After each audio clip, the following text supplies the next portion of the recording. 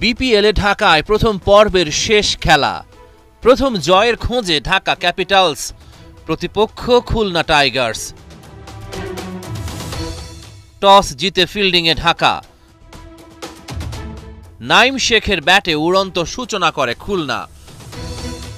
17 বলে 30 রান নাইমের ব্যাটে।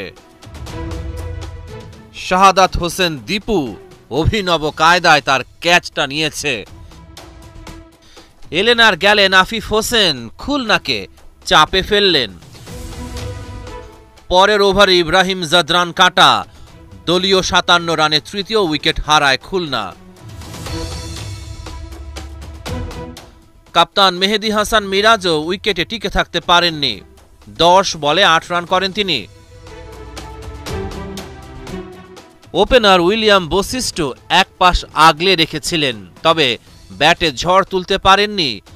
28 বলে মাত্র 26 রান করেন তিনি। ইনিংসের শেষ ওভারে খেল দেখালেন আবু হায়দার রনি। শুভম রান জানেকে 3টা ছক্কা হাঁকান। 8 বলে অপরাজিত 21 রান রনির ব্যাটে।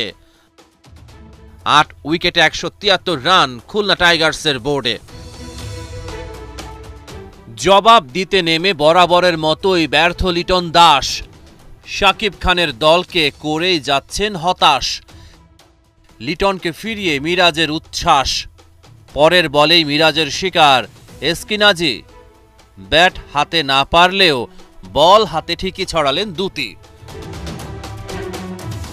তানজিদ তামিমকে আউট করেন আবু হায়দার রনি। নিজের পরের ওভারে শাহাদাত হোসেনের উইকেটটাও তুলে নেন তিনি। 26 রানেই 4 উইকেট হারিয়ে বেকায়দায় ঢাকা, আপার হ্যান্ডে খুলনা। মেহেদী হাসান মিরাজ এদিন দুরন্ত।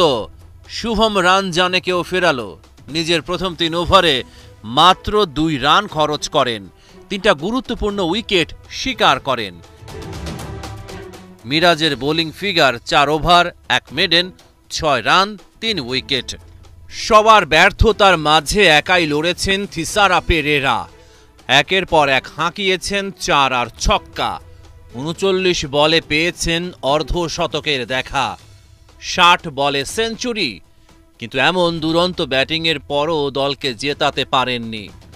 ঢাকা ক্যাপিটালস টানা 3 ম্যাচেই হারল। খুলনা টাইগার্স টানা দ্বিতীয় জয় তুলে নিল।